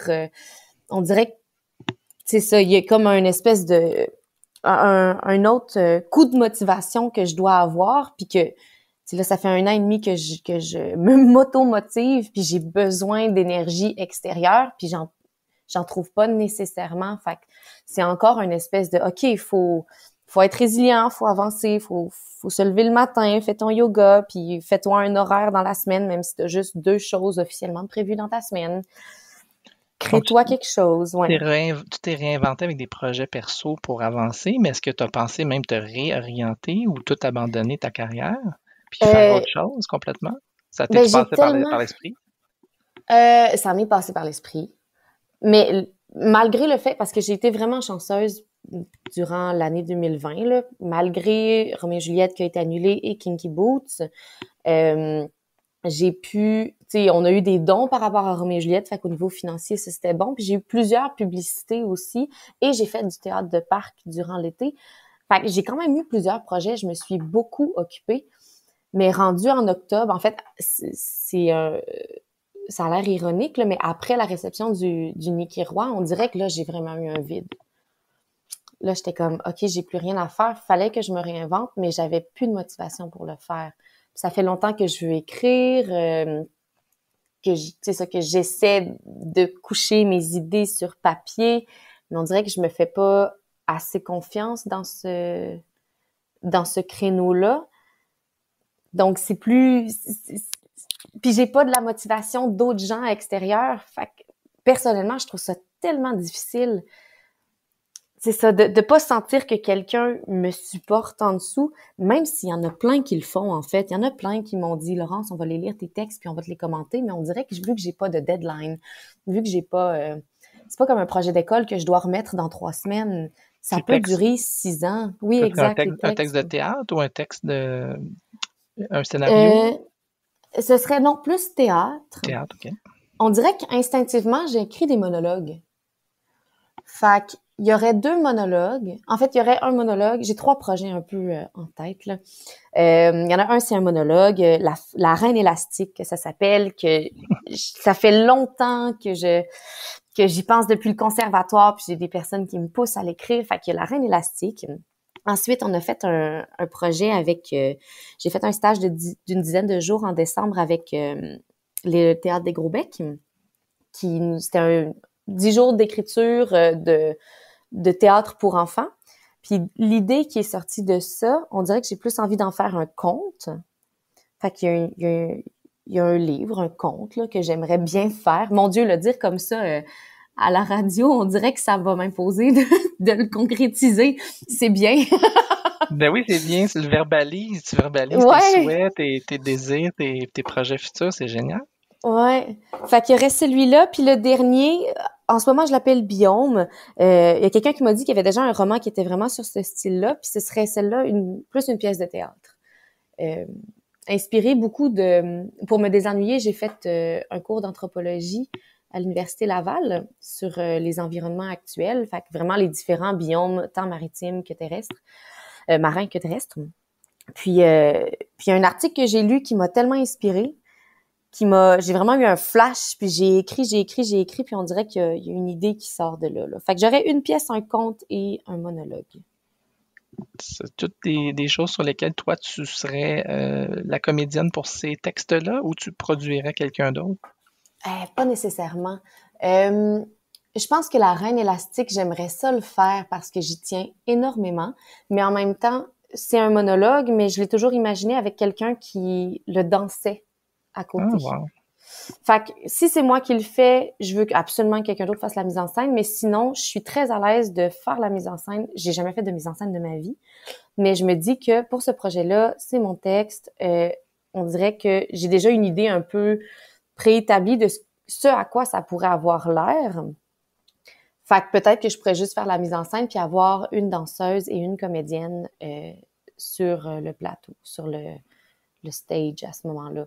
On a 3 invités danseuses dans la balado qui Oui. seraient disponibles pour tes services. Ben oui! Elles sont fantastiques! Je les adore! Des perles de personnes, des perles de danseuses, des perles de comédiennes pour celles qui s'en vont là-dedans aussi. Je les adore tellement, là. Dis-moi, Laurence, qu'est-ce que tu as appris sur toi pendant cette période-là? Ou quel aspect de ta Oui. personnalité t'as découvert puis qui te permet là, de voir un petit peu de lumière au bout du tunnel puis justement de construire ces projets-là pour l'avenir? Ben, j'ai beaucoup appris que j'avais besoin de la motivation ou d'un groupe extérieur pour me motiver dans des projets. Ça, c'est sûr. C'est au niveau artistique. Au niveau personnel, ce que j'ai le plus appris, en fait, c'est que je sais pas c'est quoi la bonne traduction, mais un people pleaser. Quelqu'un qui veut plaire aux gens. Ouais. Exact. J'ai toujours eu ça. Beaucoup par peur de déranger, puis d'imposer mon idée, puis de pas pouvoir bien la justifier. Je parle en général dans des conversations, dans des parties, chez moi, dans ma famille, n'importe. Puis on dirait que je me suis tellement tannée de ça que maintenant, j'ai tellement des limites claires dans ce que j'aime pas, que c'est un peu, c'est puissant comme sentiment, savoir où sont tes limites et de décider de les respecter. Parce que tu peux savoir où sont tes limites, mais ne pas les respecter parce que justement, tu veux plaire à telle personne ou ça te fait de la peine, puis tu veux pas faire de la peine à quelqu'un.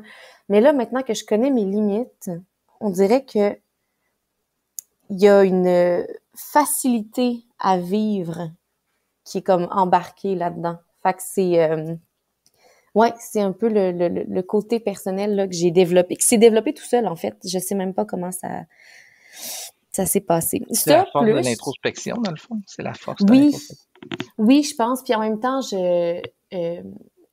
j'allais voir un psychologue. C'était la première fois aussi que je voyais un psy. Je me disais, tant qu'à rien faire, je vais aller me développer.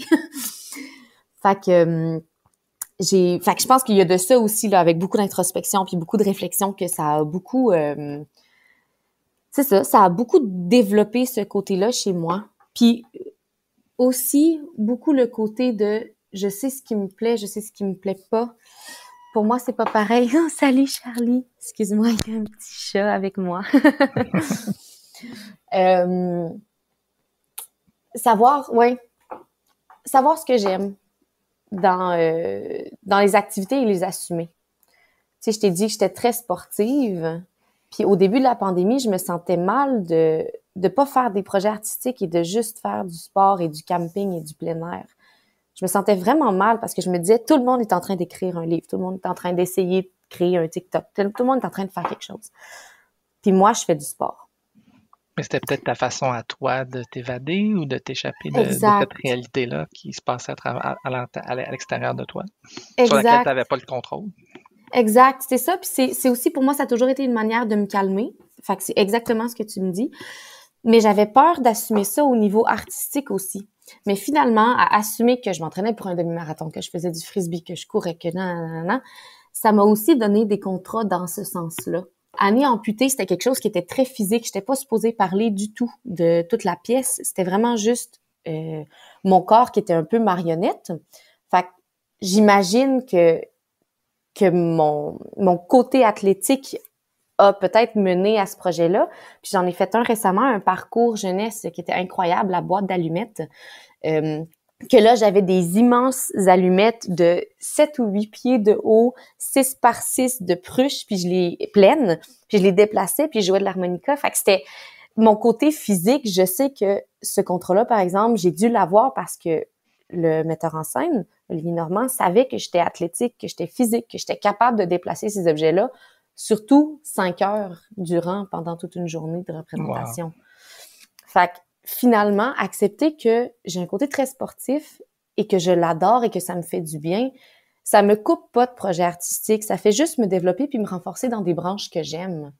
Ça aussi, assumer ce côté-là de moi, ça fait du bien. On dirait que je me sens moins imposteur. Je trouve que ça me crée un peu plus ma place à ma manière dans la communauté.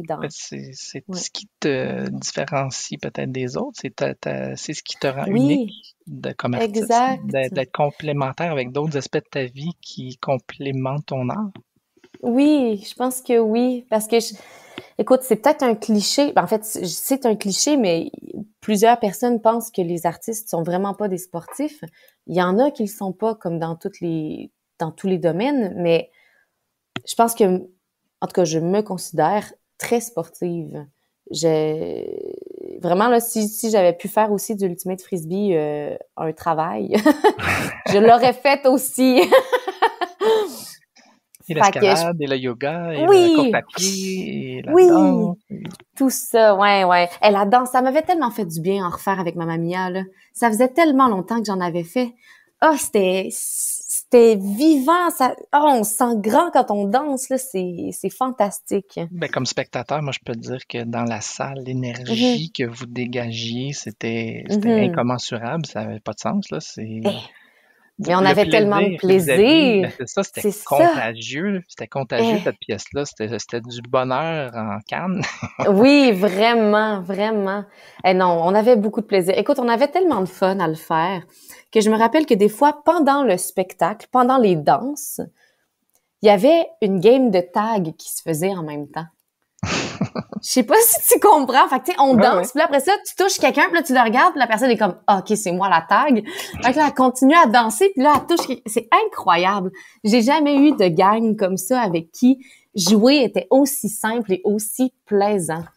C'était absolument fantastique. Vraiment une belle équipe, là. L'équipe de Mamma Mia, là, c'était tout le monde, là, les techniciens, ceux qui s'occupent de la production, metteurs en scène, etc.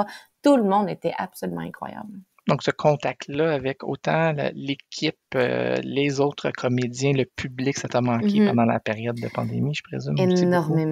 Énormément. Je pense que, un peu comme chaque artiste, on se valorise un peu par le regard de l'autre. On est toujours très fiers de ce qu'on fait, mais ça fait du bien d'avoir des applaudissements. Fait que, juste le contact social, point, en général, m'a vraiment manqué. Je suis quelqu'un qui est très colleuse, très kinesthésique, fait que quand je rencontre des gens, je les prends dans mes bras, je leur donne des becs sur les joues. Puis là, tout ça a été coupé depuis maintenant quelques temps. Donc oui, le contact physique, le contact visuel avec un public m'a énormément manqué. Il me manque encore beaucoup parce que j'ai pas eu la chance de jouer devant un grand public. Disons, la boîte d'allumettes, c'était vraiment plaisant, mais il y avait un maximum de 10 personnes. C'est un parcours, fait que je pense que c'est pas la même chose que quand c'est dans une salle. J'ai hâte d'être dans une salle. J'ai hâte d'être devant des gens qui sont assis pendant longtemps. Ouais, ça me manque beaucoup. Puis dis-moi, pendant cette période-là, est-ce que tu as reçu de l'aide gouvernementale comme la PCU ou autre? Puis est-ce que selon toi, c'était suffisant, l'aide, autant que le provincial ou fédéral donnait aux artistes? Mhm. J'ai eu de l'aide de la PCU, PCRE. J'ai eu droit aux deux. J'ai pris les deux quand j'en avais besoin. Personnellement, j'ai trouvé ça, par rapport à PCU, PCRE, j'ai trouvé ça suffisant parce que parce que j'avais pas besoin de plus que ces montants-là, là, même que j'arrivais à mettre de l'argent de côté. Là. Fait que il y avait pas par rapport à ces montants-là, pour moi, c'était très satisfaisant. J'ai jamais été une grande dépensière. Après ça, au niveau artiste, je sais qu'il y a eu des gros débats là-dessus. On donne pas assez à la communauté artistique. Je pense que il y a du vrai et il y a du faux. Je pense qu'on a beaucoup donné, mais c'était quelque chose qui devait se faire depuis longtemps. Fait que c'était un peu plus comme une redevance que quelque chose qu'on aurait dû avoir à cause de la pandémie. Je pense qu'on aurait dû avoir ces montants-là avant. Mais pendant la pandémie, recevoir ces montants-là, à un moment donné, on dirait que des fois, je rationalise, là, puis je me dis, oui, on l'a difficile en ce moment, nous les artistes. Oui, on a hâte d'être devant des gens. Oui, il faut qu'on se réinvente parce que c'est ce qu'on nous demande de faire, mais on ne sait pas comment, puis on a besoin de moyens de soutien. Très d'accord. Mais en même temps, dans un contexte de pandémie, là, c'est vraiment mon opinion, là, mais dans un contexte de pandémie où les éducateurs ont de la difficulté, ont toujours eu de la difficulté au niveau salarial, puis au niveau des heures de travail, puis on doit encore plus s'adapter et se réinventer, eux, pour les enfants qui sont comme la suite de notre nation, disons. La suite, c'est les prochaines générations. Bon, pour ces éducateurs-là, pour les infirmières, pour les infirmiers, les préposés aux bénéficiaires, j'ai l'impression qu'on aurait dû mettre ces montants-là un peu plus à ces endroits-là parce que c'est eux qui avaient besoin dans l'immédiat, parce que c'était sur eux que les choses reposaient. À un moment donné, même si j'adore mon travail, on fait juste du théâtre. Puis je dis pas ça pour le minimiser, absolument pas. Mais ça, puis on a eu besoin du divertissement. On a eu besoin du divertissement clairement pour s'en sortir. Mais je pense que on aurait pu prioriser des gens qui étaient dans le réel besoin. C'est parce qu'en même temps, tout le monde a des besoins psychologiques et financiers, là, on s'entend. Mais je pense que même si j'aime ma job puis je veux la faire, personnellement, il y aurait des fois où il y a des montants d'argent que j'aurais donné aux éducateurs, surtout parce que je trouve qu'ils font un travail absolument incroyable puis qu'ils ont besoin d'avoir plus de reconnaissance financière et de moyens financiers parce que c'est par eux que l'éducation passe. Pour nos enfants, c'est par eux que les générations passent, c'est par eux que les nouvelles idées passent. Je pense que les nouvelles idées les idées qu'on commence à accepter, disons-le comme ça, par exemple, demander les pronoms il, elle, yel, ça passe, oui, par les artistes au début, mais ça passe aussi beaucoup par l'éducation. Absolument. Moi, j'ai travaillé dans la dernière année, comme tu sais peut-être, sur un projet très proche, le recensement des cas dans les écoles de COVID. Et ça m'a amené à avoir une très grande sensibilité, que je partage ton point de vue, là, que c'est certain que dans le contexte dans lequel on était, je pense qu'il y a des montants qui ont été donnés à différentes industries, un peu à tout le monde, dans le fond, saupoudrer à tout le monde pour survivre. Là, on était en mode survie, mais tu as tout à fait raison, mais c'est une preuve de ta grande humanité et générosité. J'ai l'impression que tu avais comme un sentiment de culpabilité de recevoir des sous alors que d'autres types de professions, premier aidant ou travailleur essentiel, disons-le comme ça. Là. Mais moi, je débattrais avec toi que pour nous, vous êtes les artistes des travailleurs essentiels aussi, les travailleurs de l'esprit, les travailleurs de la créativité, de l'humanité, l'énergie qui s'échange lorsqu'on assiste à une performance, soit théâtrale ou les arts vivants en général, ça fait partie de l'oxygène que plusieurs personnes, dont moi, je m'inclus là-dedans, ont besoin pour vivre. Donc, tout ça est également important. Mais bravo pour ton point de vue. Fait que là, tu nous as parlé un peu de l'avenir, de tes prochains projets. Donc, j'en conclus que tu vas rester dans les arts vivants principalement, ou en tout cas, tu vas chercher à débloquer sur les arts vivants. Oui, définitivement. Fait qu'on va te souhaiter la meilleure des chances, un gros merde dans ces projets-là. On le prend.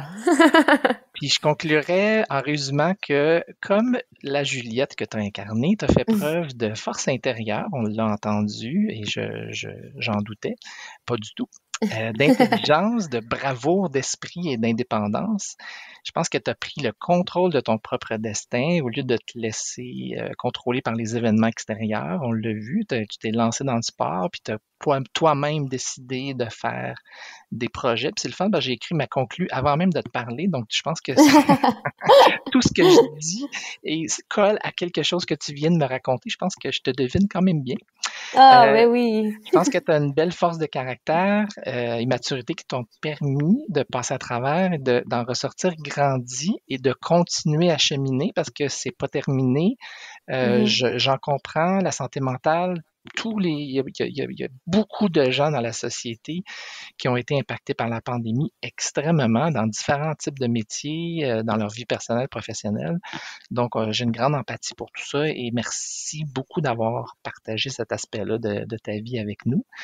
Merci de ta collaboration à la balado. Puis on a bien hâte, comme tu le sais, moi et ma famille, de te retrouver sur scène dans des différents projets. Voilà, c'est ce qui conclut notre échange. Je te souhaite un bon été. Et merci. À nos auditeurs, merci beaucoup. À une prochaine.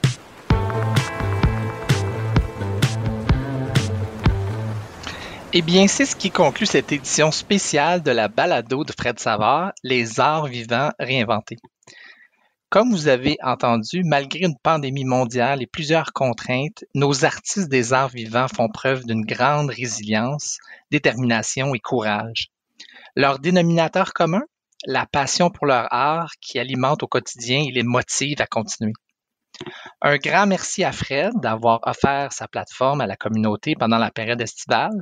C'est une belle façon pour nous de contribuer aux échanges et aux discussions qui sont suscitées par sa balado. Merci aussi à Larry Dufresne pour sa patience au montage. Un beau merci à mes invités que je renomme Kathleen Gréco, Megan Bryden, Caroline Vézina et Laurence Champagne pour leur générosité et leur ouverture. N'hésitez pas à les suivre et à les encourager car elles font vivre les arts par leur passion. Et un merci tout spécial à mes filles, Laurence et Camille, et ma plus grande Laurence qui m'a inspiré le sujet de la balado. J'espère que ces êtres humains vous auront donné le goût de participer aux arts vivants, d'aller les voir en spectacle, d'acheter des billets pour leur performance. J'espère aussi que cette balado pourra contribuer bien humblement à faire ressortir l'enjeu du sous-financement des arts vivants au Québec et au grand besoin de mettre en place des solutions permanentes pour permettre la pérennité de cette forme d'expression. Merci beaucoup et à une prochaine, je l'espère. Bon été à tous, votre animateur, Olivier Drouin.